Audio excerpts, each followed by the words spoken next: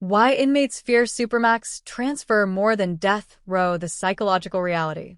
Like, subscribe, and comment now, because once this door closes, there's no turning back, and the story you're about to hear doesn't let go easily. Here's a fact that still unsettles veteran prison investigators. In multiple U.S. federal hearings, inmates sentenced to death have begged judges not to transfer them to Supermax facilities, calling death row merciful by comparison. Some described Supermax confinement as a place where time collapses, memory decays, and the mind begins to cannibalize itself. This isn't rumor or prison folklore. It's documented in court transcripts, psychological evaluations, and sworn testimony from men who survived it. Others didn't.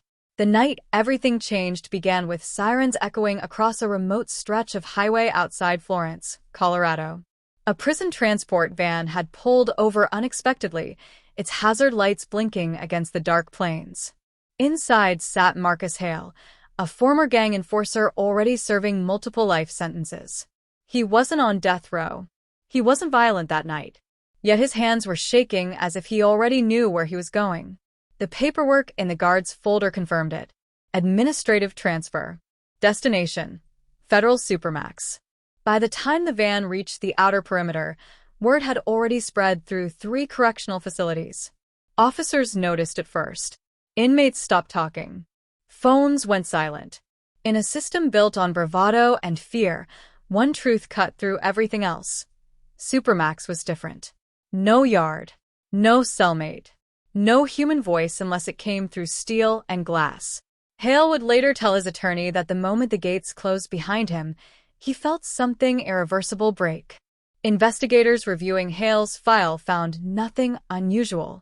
No recent violence. No escape attempt. Just a recommendation stamped with language so vague it bordered on meaningless. Long-term security risk. That phrase has moved hundreds of inmates into permanent isolation, often without warning. Psychologists have testified that the suddenness is part of the damage. The brain has no time to adapt. It simply fractures. Within weeks of Hale's arrival, medical staff logged the first incident. He claimed the walls were breathing. He said the lights whispered his name. On paper, it was recorded as anxiety. In reality, it matched patterns seen at Pelican Bay and ADX Florence for decades. Men losing the ability to distinguish memory from imagination. Days folding into each other until identity itself felt optional. Then came the discovery that changed the case entirely. While auditing sealed transfer records, a federal public defender found a pattern. Hale wasn't the first inmate moved under that exact recommendation. He was the 5th. And all 4 before him had attempted suicide within 6 months. But the most disturbing detail was still buried in a locked archive, waiting to be opened. The locked archive sat 3 floors below the federal courthouse, a climate-controlled room most staff barely remembered existed. When the public defender, Elaine Morris, finally received clearance to review the files, she expected bureaucratic chaos.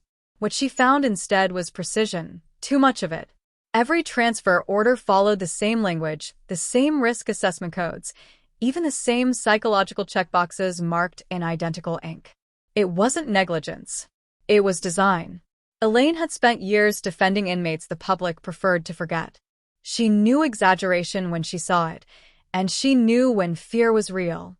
Marcus Hale's handwritten letters arrived weekly, growing shorter each time. At first, he described the silence. Then the dreams. By week 6, the letters stopped making sense at all. Words repeated. Sentences looped. One line appeared 3 times on the same page. I can't remember my face. Meanwhile, inside the Supermax, Correctional Officer Daniel Ruiz began noticing small deviations from protocol. Lights left on too long. Meal trays delivered minutes late. The cameras never missed anything, yet no one seemed concerned. Ruiz had worked death row before. He had seen men waiting for execution crack under the weight of finality. But this was different. Here, inmates weren't waiting for death. They were dissolving. Hale's mental health evaluations were delayed, then quietly downgraded. Requests for increased human contact were denied without explanation. Ruiz logged his concerns through official channels and received no response. Instead, his supervisor reminded him that Supermax existed for one reason: control. These men are here because they can't be anywhere else, he was told. Don't confuse discomfort with injustice. The investigation took a darker turn when Elaine cross-referenced the transfer dates with internal incidents. Each inmate had been moved shortly after filing complaints, lawsuits, whistleblower statements, or cooperation agreements. Supermax wasn't just containment. It was erasure, a place where voices went to disappear without technically being silenced. Psychologists who testified in similar cases had warned about this exact pattern. Long-term solitary confinement disrupts circadian rhythms, distorts perception, and induces paranoia.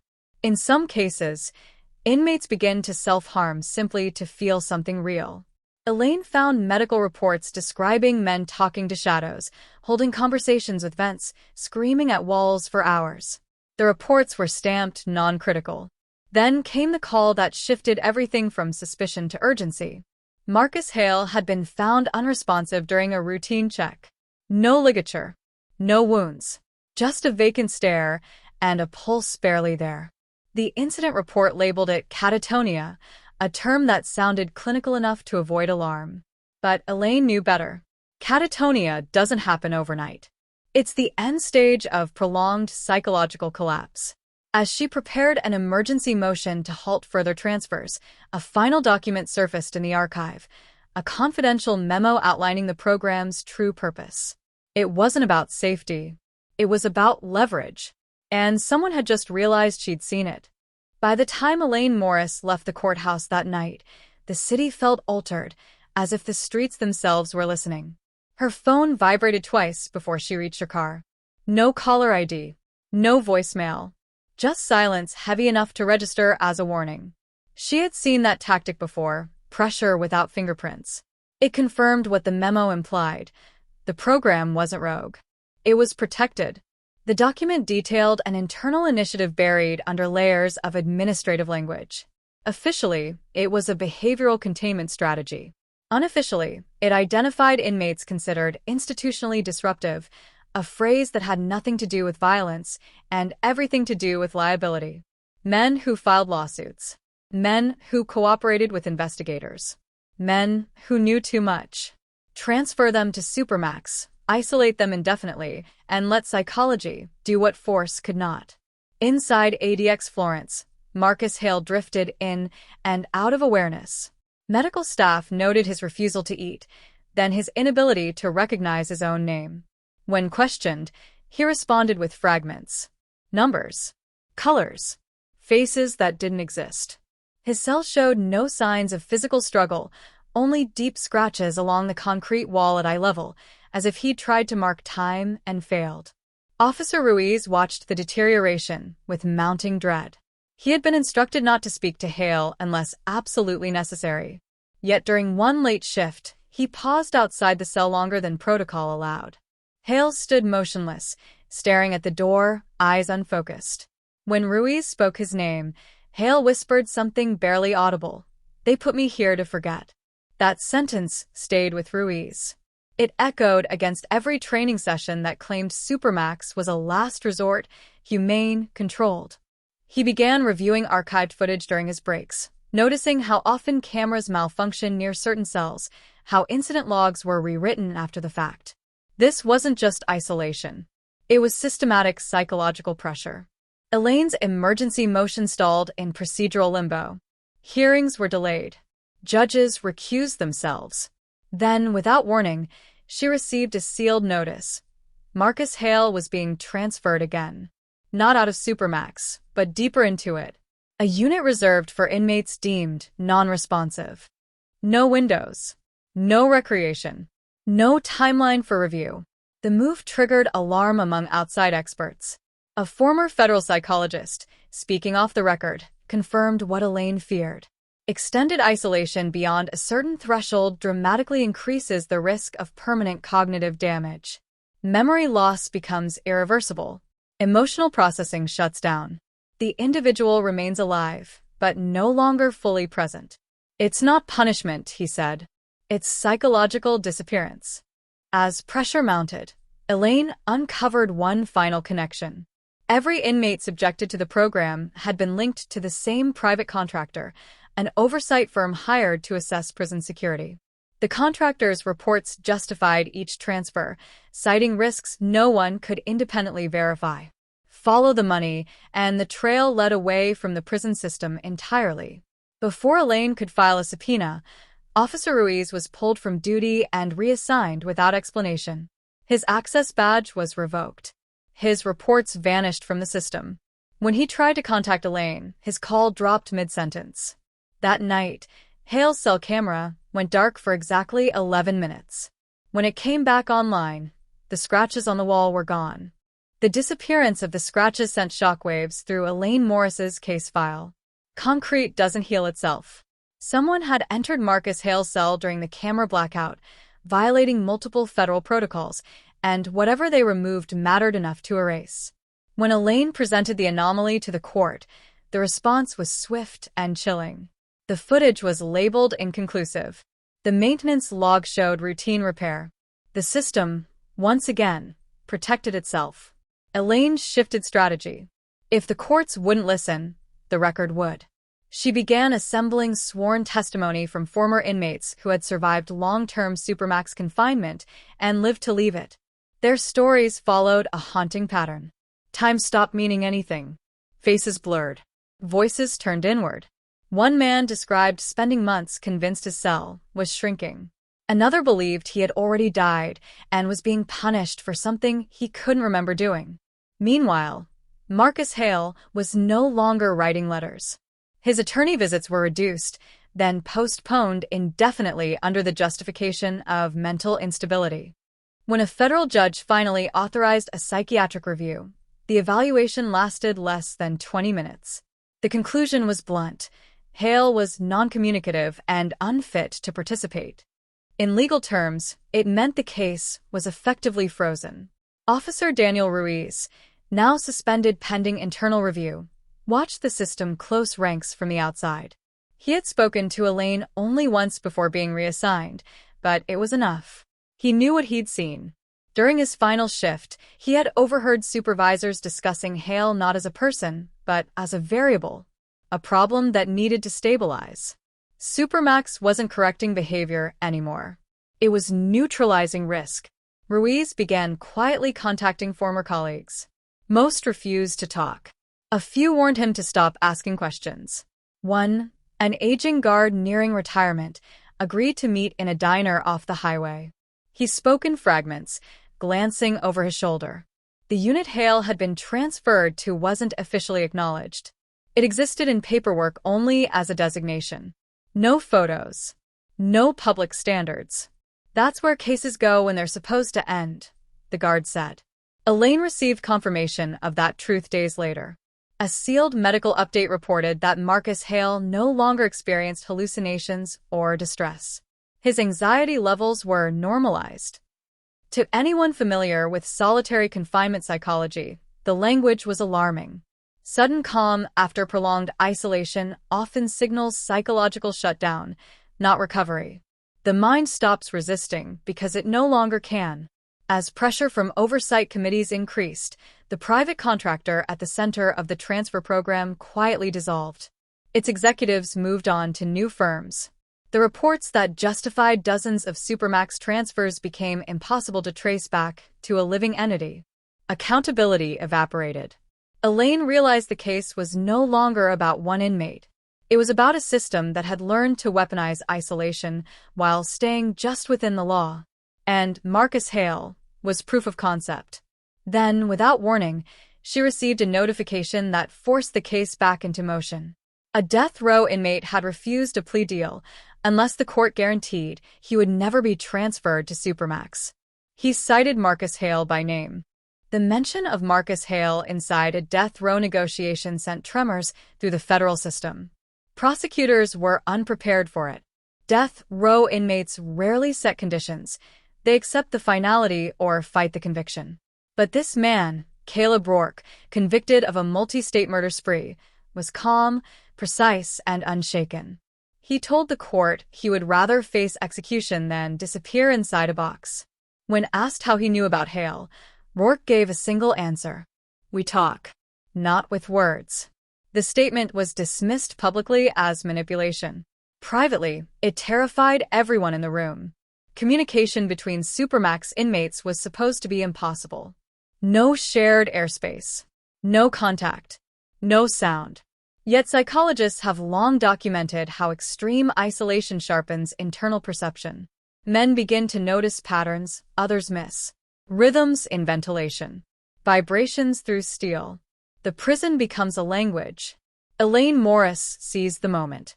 She filed a motion linking Rourke's statement to Hale's condition, arguing that fear of Supermax confinement had become widespread and rational, even among inmates facing death. The motion included testimony from former prisoners at Pelican Bay who described Supermax as living burial. One compared death row to waiting in line, and Supermax to being erased from the map entirely. Inside ADX Florence, Marcus Hale no longer responded to his name. Medical notes described him as compliant, quiet, and stable. But Officer Ruiz, reinstated temporarily to assist with an internal audit, recognized the signs immediately. Hale wasn't calm. He was vacant. When Ruiz looked into his eyes, he saw no recognition, no resistance, just absence.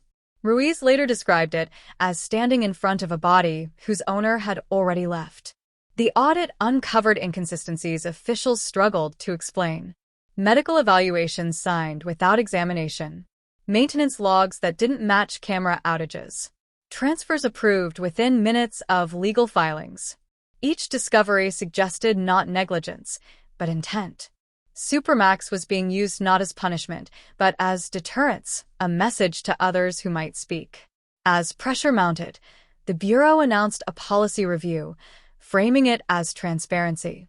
Behind closed doors, preparations were underway to close the Hale case permanently.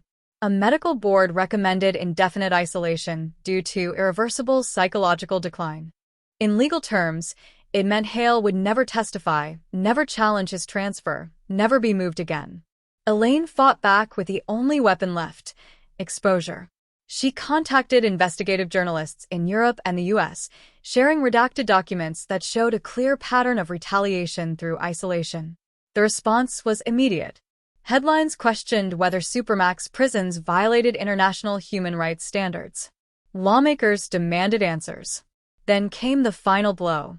Marcus Hale was scheduled for relocation within the facility, an internal move requiring no outside approval. Ruiz saw the order and felt his chest tighten. In Supermax terms, relocation often meant permanent sensory deprivation. That night, Ruiz did something that would end his career. He unlocked a door he was never meant to open. The door slid open with a sound Ruiz would never forget, a low mechanical sigh, like the prison itself was breathing out a warning. He had memorized the blind spots during years on the job, but tonight every step felt exposed. Inside the restricted unit, the air was colder, heavier. This wasn't just deeper confinement. It was removal from the living system of the prison altogether. Marcus Hale sat on the edge of his bunk, hands resting on his knees, posture unnaturally perfect. The lights were on full brightness, a tactic known to disrupt sleep cycles and accelerate mental collapse. Ruiz spoke his name once. No response. He stepped closer and noticed something new carved faintly into the concrete, barely visible beneath layers of patchwork. Symbols. Not random scratches, but deliberate marks, spaced evenly, as if Hale had been counting something invisible. Ruiz wasn't supposed to speak, but he did anyway. "Marcus, they're moving you tonight." At that, Hale's eyes shifted, not to Ruiz, but past him, toward the ceiling. His lips moved. "They already did," he said. The voice was calm, almost peaceful. That scared Ruiz more than screaming ever could. Before Ruiz could react, alarms echoed down the corridor. The door behind him slammed shut. Security response was immediate and overwhelming. Ruiz was escorted out, stripped of his badge, and placed on administrative leave pending investigation. Officially, nothing had happened. Unofficially, everyone knew a line had been crossed. The relocation proceeded as scheduled. Marcus Hale was transferred to the most restrictive tier of the facility, a place so isolated it rarely appeared on maps. Elaine Morris learned of the move hours later through an anonymous message containing a single sentence: "They finished him." She requested an emergency injunction, but the court denied it before dawn. Medical reports released days later painted a sanitized picture. Hale was described as stable, non-aggressive, and unresponsive to external stimuli. No mention was made of the carvings. No explanation offered for the sudden change in his demeanor. To the system, the outcome was ideal. A compliant inmate required no resources, no attention, no risk. Outside the prison walls, the story took on momentum. Journalists published exposés linking Supermax transfers to suppressed testimony. Psychologists testified before committees, explaining how prolonged isolation could reduce a human being to a state of learned helplessness. Comparisons were drawn to sensory deprivation experiments long deemed unethical. Yet for every question raised publicly, answers were delayed privately. Agencies promised reviews. Officials cited national security. The narrative blurred just enough to stall outrage. Elaine realized the truth too late. The system didn't need to win. It only needed to wait. Ruiz, facing termination and potential charges, decided to speak. He contacted a journalist with everything he knew, including one final detail he hadn't shared with anyone. During his brief time in Hale's cell, he had noticed the markings weren't random at all. They matched the number of days since Hale's transfer to Supermax. The count stopped 3 days earlier, and no one could explain why. The stopped count became the center of the investigation. Journalists seized on it first, framing it as symbolic proof that something inside the Supermax system had finally broken a man beyond repair. Psychologists disagreed. They said the opposite was more likely. When counting stops abruptly in long-term isolation, it often means the inmate no longer perceives time as linear. Days don't pass. They blur. The mind retreats to protect itself.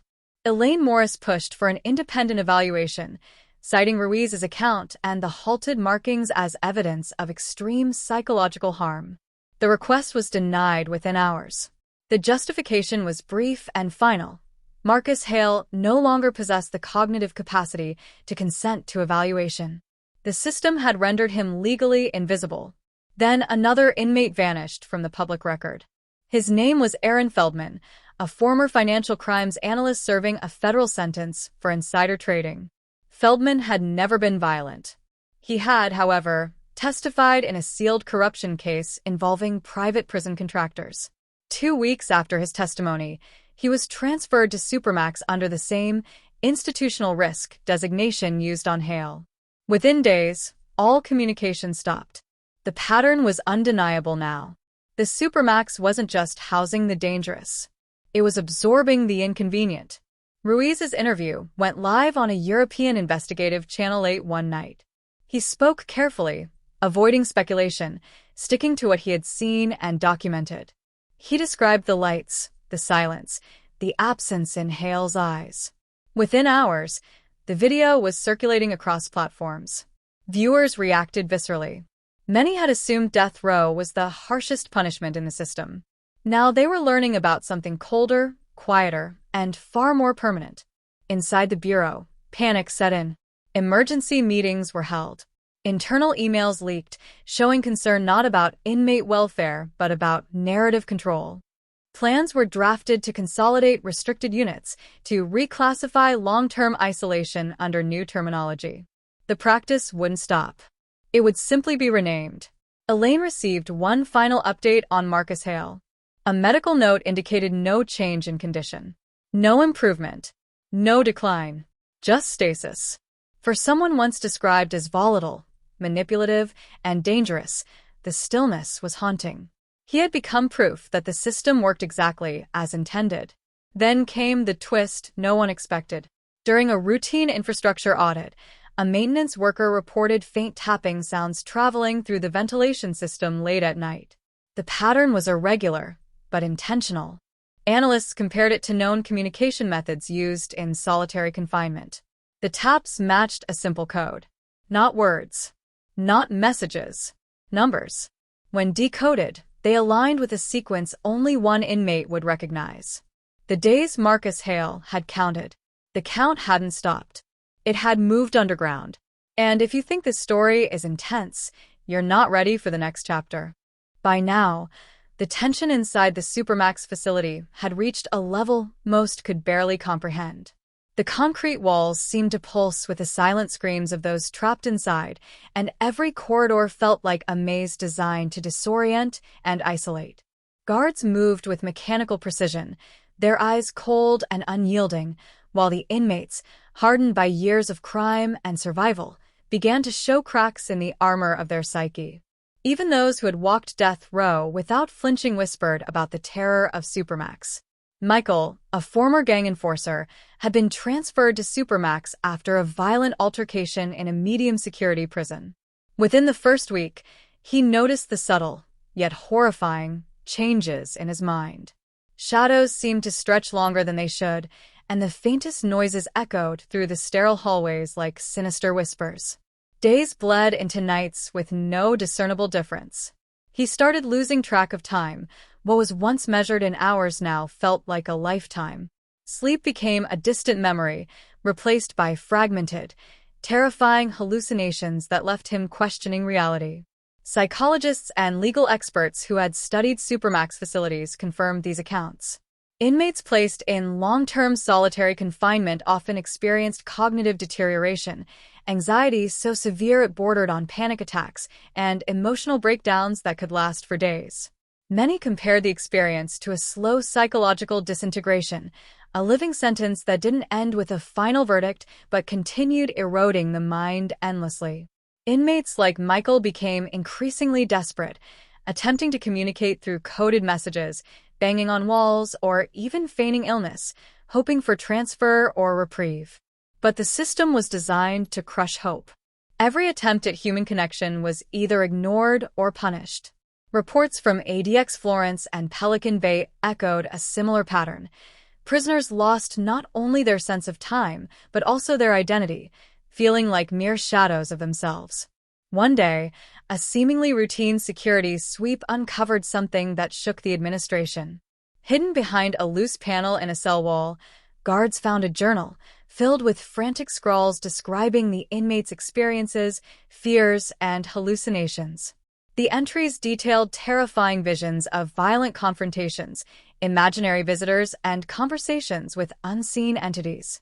More disturbingly, the journal suggested that some inmates had started to lose the ability to distinguish real threats from imagined ones, leading to self-harm and violent outbursts. The discovery ignited an internal investigation. Legal teams, human rights observers, and mental health professionals pored over the journal, confirming what many had long feared. Supermax confinement was not just punishment, it was psychological warfare, a systematic dismantling of the human mind. As the investigation intensified, whispers began circulating among the inmates themselves. There was a new fear, deeper than before. Michael and others realized that even death, which had once been the ultimate fear, now seemed almost preferable to the slow, unrelenting erosion of the mind in Supermax.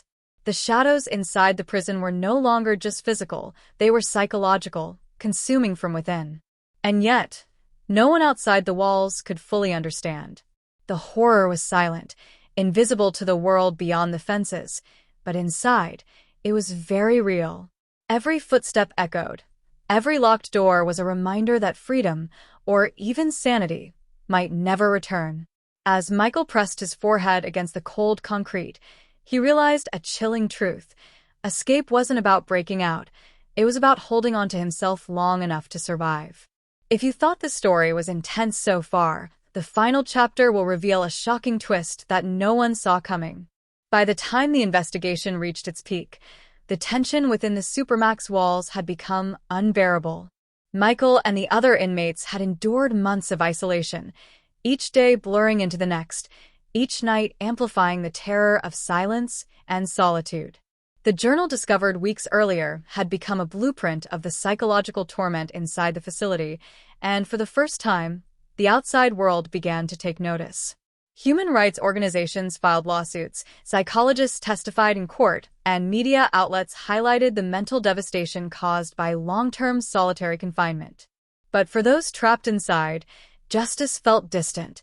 like a faint light at the end of an impossibly long tunnel. Michael had changed. Once a man who thrived on control and intimidation, he now barely recognized himself. His reflections in the tiny cell mirror showed hollow eyes, a face etched with anxiety, and trembling hands. He whispered to the shadows, trying to make sense of hallucinations that blurred the line between reality and nightmare. One morning, a new inmate arrived, a young man convicted of a nonviolent crime. Michael watched him shrink into the same cycle of fear and disorientation he had endured. He realized the horror wasn't just in the cells, it was in the system itself. Then came the twist that no one outside could have predicted. During a routine inspection, investigators found evidence that some of the psychological deterioration was not only due to isolation but had been exacerbated by subtle manipulations. Lights flickering at odd intervals, random sounds, and delays in food or communication timed to disorient inmates further. It wasn't just confinement, it was a calculated experiment in breaking the human mind. Michael felt the weight of this revelation like a physical blow. The prison that was meant to contain danger had become a laboratory for fear. Court hearings revealed the stories of countless inmates who had experienced similar torment, hallucinations, memory loss, anxiety attacks, and emotional collapse.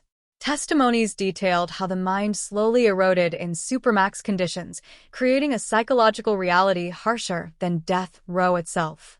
The difference was clear. Death row imposed an end, a finality, while Supermax imposed a living sentence of mental decay. In the end, Michael was not freed immediately. Legal battles were slow, and the world outside could only observe in horror. But the awareness brought change. Policies were reviewed, and oversight increased. The prison system faced scrutiny it had never encountered before. Inside, Michael held onto fragments of his identity, determined not to let the isolation erase him completely. As he sat in his cell, he reflected on the cruel irony. The world feared violent criminals on death row, yet here, in the shadows of Supermax, the real danger was invisible, psychological, and relentless. Some inmates survived, some did not, but all carried scars that could never be erased. And for viewers watching the story unfold, one truth remains chillingly clear. The human mind, under the weight of fear and isolation, can endure far more than anyone imagines, but it can also break in ways that even death cannot replicate. If you thought this story was intense, hit subscribe because the next deep dive into America's harshest prisons will leave you questioning everything you thought you knew about punishment, justice, and survival.